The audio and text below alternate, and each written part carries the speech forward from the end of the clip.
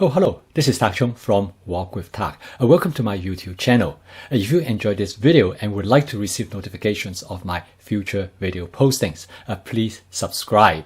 My fast cooking system has 4 components. That is flavor chasing, advanced prepping, stir frying, and templates-based cooking. The goal is my fast cooking system is to make home cooking creative, fun, as well as sustainable. Home cooking can be very creative, particularly in enhance the appearance of the food. And in this video, I'm going to show you how to use templates-based cooking to make your food look more attractive. About 15 years ago, I learned from my cousin-in-law that it takes very little changes, and with slight modification, you can make a food that normally look rather unpleasant, but into a beautiful looking presentation.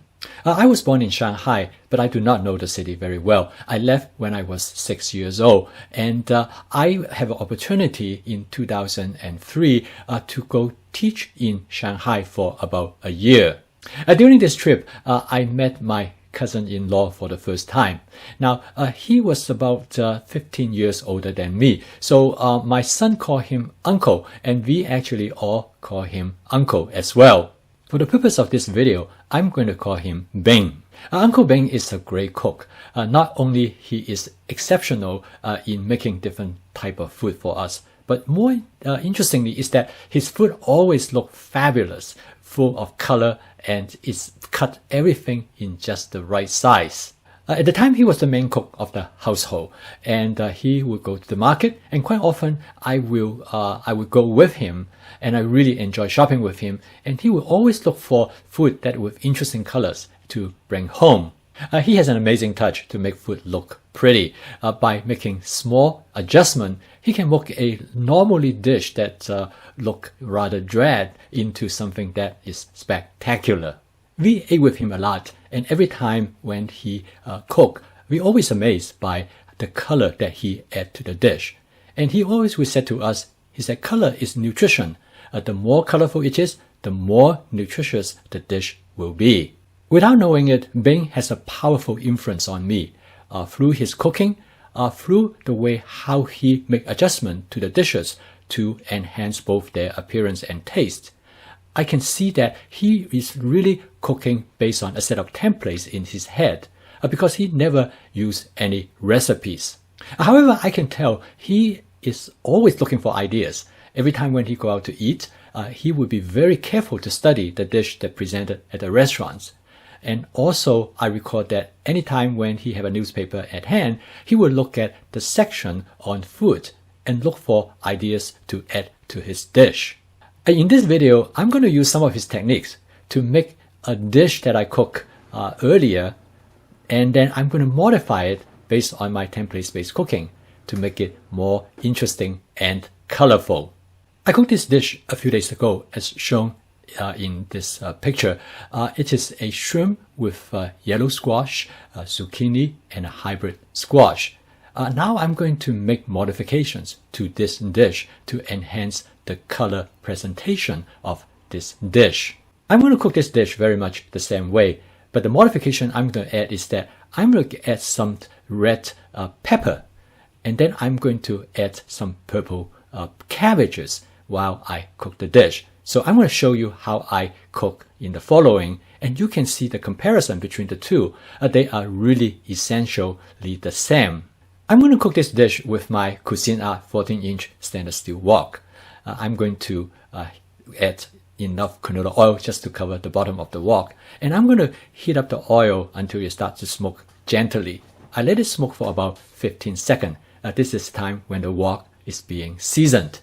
You are not familiar with this spot seasoning method, you can take a look at this video. I'm going to cook the shrimp first. The shrimp cook very quickly. This will give me control of the texture and the doneness of the shrimp. As you can see, the shrimp cook very fast. The way to tell whether the shrimp is cooked or not is to look for how the shrimp react in the wok. I always describe if the shrimp start to bounce around like pinballs in the wok, you know the shrimp is almost ready.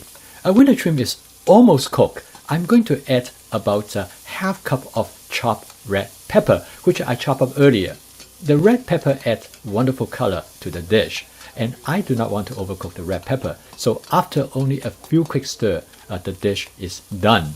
I transfer the shrimp to a plastic container and I set them aside. Next, I'm going to cook the vegetables that is going to go with the shrimp. I did not wash the wok because the flavor of the shrimp can be picked up by the vegetables. However, I add some additional canola oil to the wok. I'm going to season the dish mainly with black bean, but I'm going to actually fry the black bean first. They make the black bean a little bit crispy. Now my wife loves black bean and she loves this texture of the black bean. You can actually add the black bean at different times during the cooking process.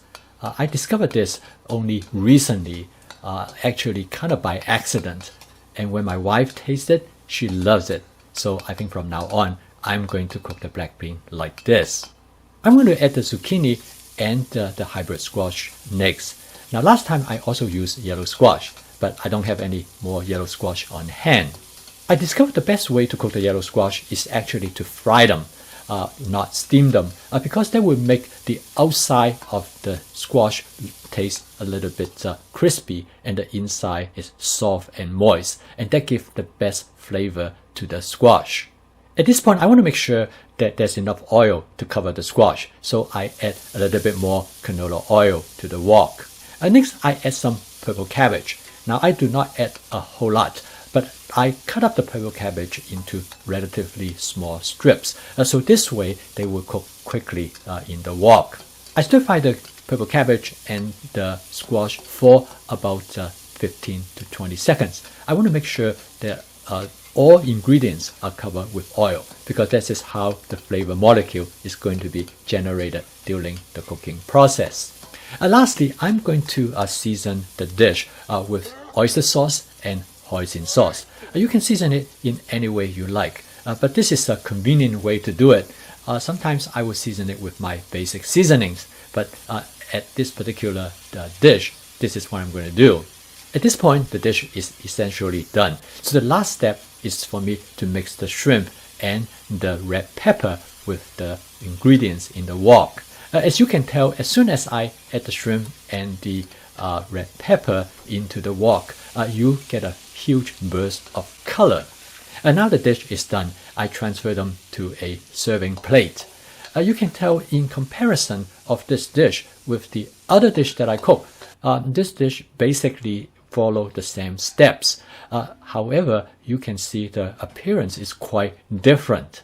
And this is what I would call the example of a template-based cooking in making small modifications that lead to significant change to the outcome of the dish. Now, this dish probably do not taste too different from the other dish that I cook, but it certainly look very different.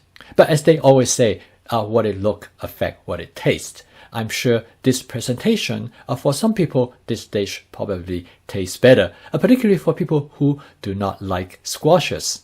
In fact, this is exactly what happened with my wife. When she looked at this dish, she said, "Wow, this looks delicious," not knowing that she really do not like squash that much. But she ended up eating a lot from this dish. When I was in Shanghai, there was a common saying that Shanghainese men make good husbands because they are good cooks. Consequently, people from other part of China, when they come to Shanghai, they look for Shanghainese husband. In addition to my cousin Bing, I met several other Shanghainese men who are also excellent cook. I particularly remember one man I met. He was 95 years old and he still cooks every day and went to the market himself. He told me that cooking makes him young and keep him going. Thank you for watching. If you enjoyed this video, please click the like icon below, because this will help me to expand my audience base. I am posting video regularly, usually one each day. If you'd like to receive notifications of my future video postings, please subscribe to my YouTube channel. See you next time.